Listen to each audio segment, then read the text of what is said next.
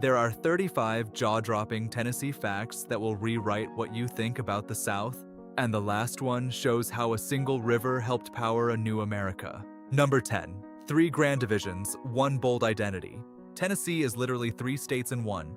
East, Middle, and West Tennessee are written into the state constitution, and they are the 3 stars on the flag, added by designer Leroy Reeves in 1905 so everyone could see the unity in triplicate. East is Appalachian and mountainous, a place of rhododendron tunnels and ridgetop churches. Middle is rolling limestone hills, courthouse squares, and Nashville's cultural and political pull.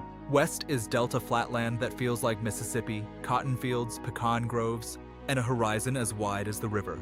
The Civil War split the state along these same lines, with many East Tennesseans staying loyal to the Union while Middle and West leaned Confederate. Even time keeps its own divisions here. Most of East Tennessee looks to the eastern clock. Middle and West live an hour behind. Food, too, shifts as you drive. Country ham and biscuits in the east, hot chicken and meat and 3 in the middle, dry rub ribs and wet sauce in Memphis. Why it matters. Politics, culture, and even accents tilt and change as you cross the state. So one border holds 3 very different worlds that somehow move as one. The TriStar isn't just a design, it's a promise that Tennessee's many voices can still sing the same song. Number 9. America's cave capital with a sea under your feet.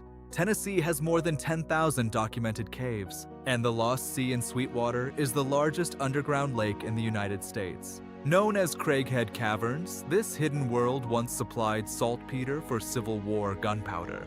Now you can glide a boat over its black, mirror-still water and watch your headlamps smear across the ceiling.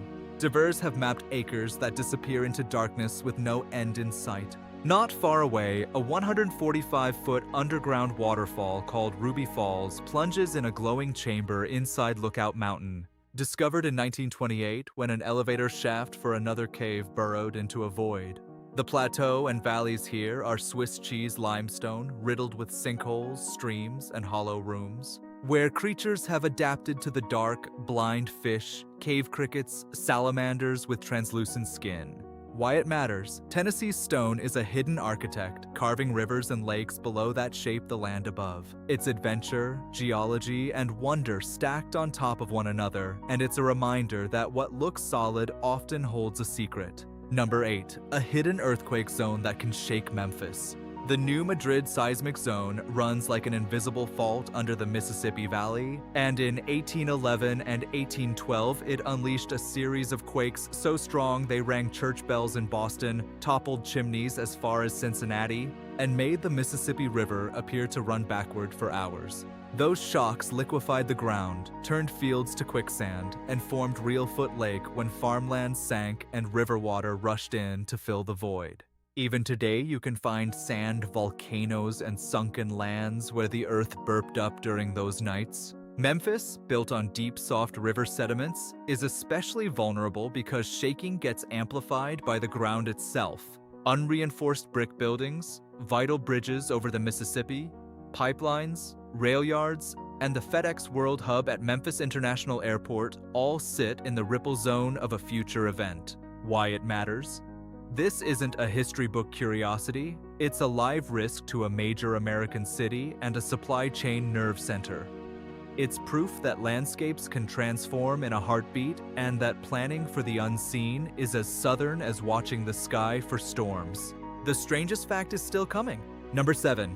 Whiskey perfection with a dry county twist. Tennessee whiskey is bourbon's smooth cousin because of the Lincoln County process, which takes raw, fiery spirit and slowly drips it through 10 feet of sugar maple charcoal before it ever sees a barrel. That charcoal mellowing sands off the rough edges and leaves vanilla, caramel, and smoke to shine. Jack Daniel's, the best-selling whiskey in the world, comes from Lynchburg in Moore County, a place so rooted in tradition it's officially dry. The story runs deeper. Jack learned the craft from a preacher and from a master distiller named Nearest Green, an enslaved man later freed and now recognized as the first African-American master distiller in the United States. George Dickel, down in Cascade Hollow, chills its whiskey before charcoal mellowing to coax out even more smoothness. Why it matters. This is craft plus culture plus contradiction. The land gives iron-free limestone spring water and sugar maple. The law keeps old habits, and the result is a global icon born in a tiny hollow, shaped by hands whose names took generations to be fully told. Number 6. Bristol put country music on the map. In the summer of 1927, talent scout and producer Ralph Peer set up mics and wax in a makeshift studio in Bristol, a city where the state line runs down the middle of State Street, Tennessee on one side, Virginia on the other. Over 12 days, he captured the Carter family's tight harmonies and Maybell's revolutionary Carter scratch on guitar and Jimmy Rogers's high lonesome yodels that would echo through honky-tonks for a century. Locals paid a few dollars to cut their first sides. The world gained a new soundtrack. They call it the Big Bang of country music, and today a museum anchors the spot and a neon sign still straddles the line. On one curb, Tennessee, across the paint, Virginia. Why it matters. Those recordings turned local mountain songs into a national story, and they set the table for Nashville to become Music City. It's proof that a border town can broadcast a culture far beyond its hills. Number 5. Sun Studios sparked rock and roll. Inside a small room at 706 Union Avenue in Memphis, Sam Phillips chased a sound he could feel before he could name it. He recorded bluesmen like Howlin' Wolf and B.B. King, then a 1951 track called Rocket 88, often cited as the first rock and roll record. A few years later, a truck driver named Elvis Presley walked in and, messing around between takes, lit up the mic with "That's Alright." The slapback echo that Phillips loved danced on the tape, and suddenly the fuse was lit. Johnny Cash thumped the boom chicka-boom. Jerry Lee Lewis pounded the keys like a revival gone off the rails. Carl Perkins wrote Blue Suede Shoes. One December day in 1956, Elvis, Cash, Jerry Lee, and Perkins all ended up in the room together, and a photographer caught the jam that became the $1 Million Quartet. Why it matters? The crossroads of Delta blues, hillbilly country, and gospel fused in that little storefront and then circled the planet. Modern pop culture, haircuts, hip shakes, and teenage revolutions owes a debt to a room barely bigger than a 2-car garage. Number 4. The Lorraine Motel tells the story of civil rights. On April 4, 1968, Dr. Martin Luther King Jr. stepped onto the balcony outside room 306 at the Lorraine Motel in Memphis and was assassinated. Today, the National Civil Rights Museum wraps around that building, preserving the room just as it was. A bedspread rumpled, a plate of food left behind, a wreath on the railing where the shot hit. Inside, exhibits move you from slavery to Jim Crow, to sit-ins and freedom rides, to the courage and blood of the movement, to the sanitation workers' I Am a Man strike that brought Dr. King to Memphis, and to his mountaintop speech delivered the night before at Mason Temple.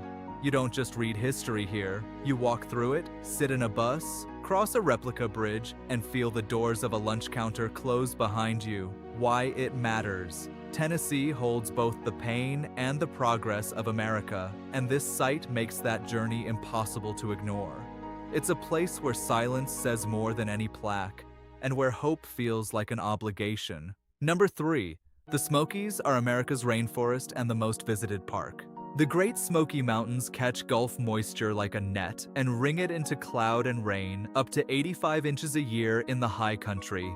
The blue haze that gives the range its name isn't fog, it's forests breathing volatile compounds into the air, a living chemistry set that tints the valleys. Klingman's Dome rises to 6,643 feet, where the observation tower tips you up into a 360-degree horizon of waves on waves of ridgelines. But the magic is also small.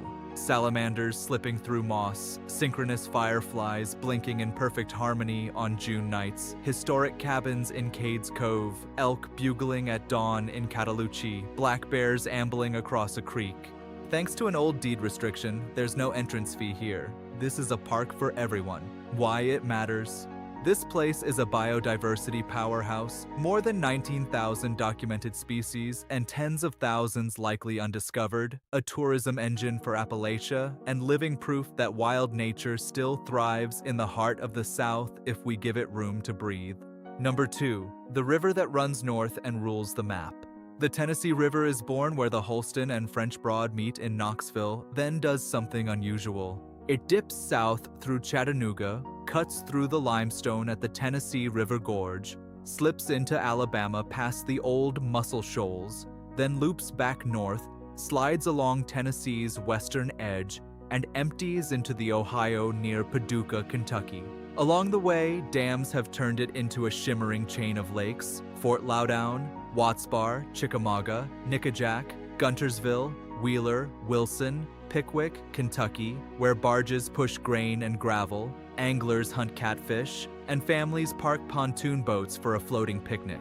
Chattanooga's Riverwalk hugs its banks, bats pour out of caves at Nickajack near dusk, and at Shiloh, the river's broad reach became a Civil War highway that delivered troops to a bloody landing called Pittsburgh. Why it matters. Follow this river and you follow the heartbeat of the state, connecting east to west, mountain to market, past to present. It's a working river, a weekend river, and the spine that made everything in the next fact possible. Number 1. The TVA project built the modern South.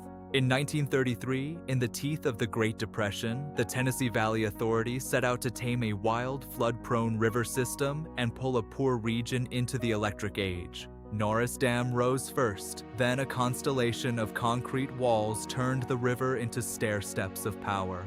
Floods were curbed, lights came on in farmhouses for the first time, radios crackled, washing machines churned, and fields got power for the pumps that cut hard labor in half.